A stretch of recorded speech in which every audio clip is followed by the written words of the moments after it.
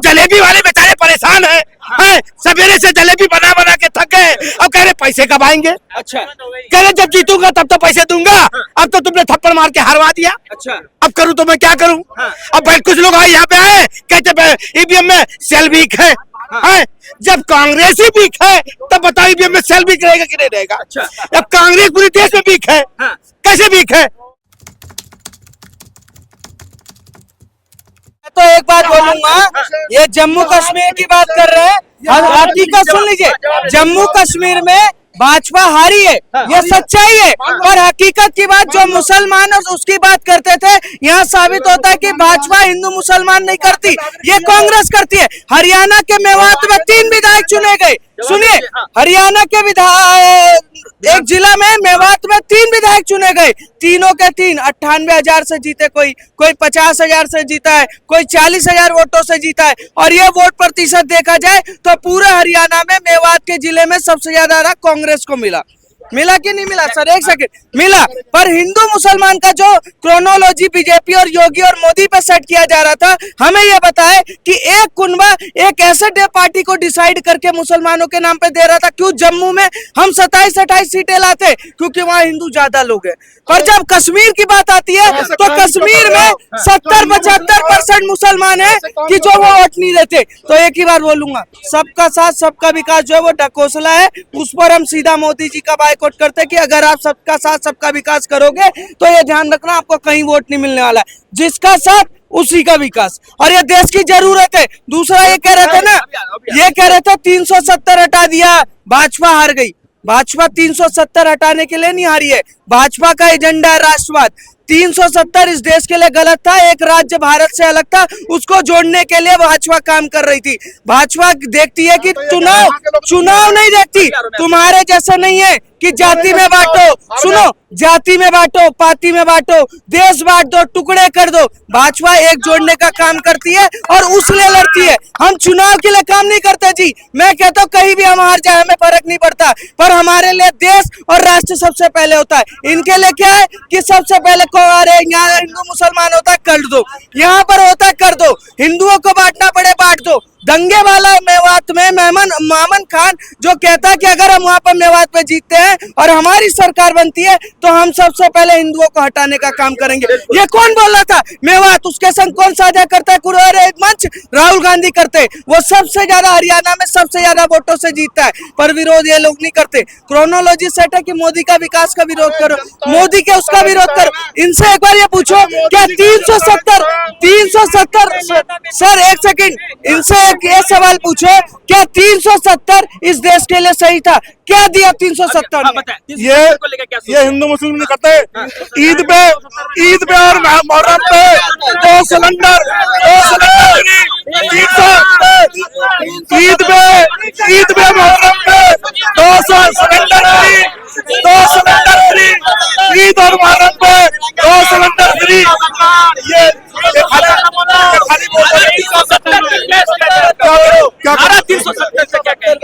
तो वहाँ की जनता ने देश के हित के लिए था, वहाँ की जनता ने जवाब दे दिया। वहाँ के लोग दुखी है, इसका मतलब बीजेपी अच्छा परफॉर्म किया जम्मू में।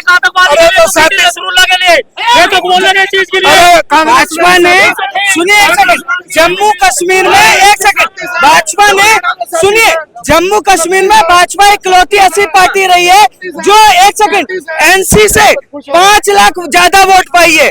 जो एनसी है, फारूक अब्दुल्ला की पार्टी है, उससे 5 लाख ज्यादा वोट पाती है। और कश्मीर में हर विधानसभा में भाजपा को जितने वोट मिले वो 20,000 से ज्यादा ऊपर ही रहे हैं। भाजपा कहीं हारी नहीं है, सिर्फ इनका जो दिमाग है उसमें कहीं ना कहीं ऐसा सेकुलर कीड़ा भरा है जो देश को बर्बाद करने का काम कर रहा है। और ये वही लोग हैं जब देश मुगलों से आजाद हुआ तो ये लोग होते तो मुगल से आजाद नहीं होता, अंग्रेजों से आजाद हुआ अगर ये लोग होते तो अंग्रेजों से आजाद नहीं होता। और आने वाले टाइम में यही जयचंद होंगे जो देश को कहीं ना कहीं गुलाम बनाने का काम करेंगे। देखिए भाई साहब, इनके अंदर ना सेकुलर का कीड़ा है। चाहे मोदी देश में कितना भी विकास कर दे, चाहे शौचालय बनवा दे, चाहे नई बुलेट ट्रेन के लिए काम करे, चाहे वंदे भारत, चाहे जैसे काम मोदी जी करे, चाहे भारत की अर्थव्यवस्था 5वें नंबर पे ला दे, चाहे भारत की इकोनॉमी भाई साहब 2 ट्रिलियन से 4 ट्रिलियन कर दे, 5 ट्रिलियन के लिए काम कर रहे मोदी जी। विदेशों में भारत देश का डंका बज रहा है, महंगाई कंट्रोल में, बेरोजगारी कंट्रोल में, तब भी भाई इनके अंदर कीड़ा है कि सेकुलर का कीड़ा, कि मोदी हिंदू है, योगी हिंदुत्व की क्यों बात करता है, योगी क्यों कहते हैं योगी जी की बटोगे कटोगे। अरे भाई क्यों ना कहें, अगर हिंदू बट रहा है तो योगी जी क्यों नहीं बोलेंगे भाई बटोगे तो कटोगे, एक रहोगे तो एक रहोगे। तो इनको मिर्ची लग रही है कि आज भाजपा और हिंदुत्व एक साथ क्यों चल रही है। भाई हमारा साथ ही एक साथ है, भाजपा हिंदुत्व के लिए काम कर रही है, हमें पसंद है, हम भाजपा को वोट दे रहे हैं और खुल के देंगे। और भाजपा ऐसे काम करती रहेगी तो मैं कह रहा हूँ 15-20 साल, अभी तो मोदी जी हैं आने वाले समय में योगी जी आ जाएंगे। अच्छा। तो इनका क्या करेंगे। अब योगी जी आ जाएंगे तो क्या करेंगे, सवाल अरे है। भाई साहब एक देख लो, अब की बार हाँ। थोड़ा हिंदू जो है अपने आप को संभाला है, देखो बिलबिला गए है। अच्छा। मानसिकता इनकी खराब हो गई। हाँ। ये जगह जगह कैसी बातें करते हैं भाई साहब, बात करने लायक इनकी जबान लड़खड़ा रही है। हाँ। पहले तो मैं बता रहा हूँ, कई तो ऐसे जिलेबी लेके आने वाले थे, वो जिलेबी ही नहीं दिखी, सारे उस कोमा में गए हुए हैं। हाँ। कुछ ये ऐसे पागल निकल के 1-2 घूम रहे हैं। हरियाणा में सुनने आया कि जो जिन हलवाइयों को ठेका दिया गया था जलेबी बनाने का, उनके पैसे भी रोक लिए गए। आप देखो ना, जो इन्होंने यात्रा करी थी उसमें टेम्पू वाले के पैसे आज तक नहीं दिए, अभी तक नहीं दिए। इन्होंने यही करा है कि जो पहले ये समझते हैं कि भैया चुनाव से पहले नाच गा लो, खुशियां मना लो, उसके बाद तो हमारा हसरवाई होना है, फिर मातम तो फैलेगा ही। तो ये उससे पहले ही सब कुछ हो रहा था। जब बैलेट पेपर पे गिनती हो रही थी तब तक ढोल मजारे इनके यहाँ खूब बजे और भाई साहब जिलेबियां बांटी गई। धीरे धीरे जब वो काउंटिंग होने लगी और धीरे धीरे सीटें घटने लगी और उनकी बढ़ने लगी, कहाँ वो 10 से वहां पहुंच गए और तब जाके इनके अंदर धीरे धीरे मातम, और शाम तक देखा सन्नाटा हो गया। तो ये भाई साहब इनके कर्मों का सजा। आप बताओ, दूध दही के उसमें प्रदेश में तुम जलेबी और इमरती में फर्क बता रहे हो। वहां पे जनता का मुंह मीठा जलेबी से करा रहे हो, जबकि लड्डू हमारे उसका मुंह मीठा करने का सबसे बढ़िया मिष्ठान है। तो ये मूर्ख है, इसी वजह से आ रहे हैं। अभी देखो इन्हीं के लाइंस वाले क्या कह रहे हैं, क्या कहा है संजय रावत ने, उसका बयान सुनो। कहता है भैया कि राहुल गांधी से सीखो कि जीत को हार में कैसे बदलना। उनका अलायंस है। केजरीवाल की पार्टी कहती है हम अकेले लड़ेंगे, उसने 10 सीटों पे उपचुनाव होना है, अखिलेश ने अपने कैंडिडेट घोषित कर दिए।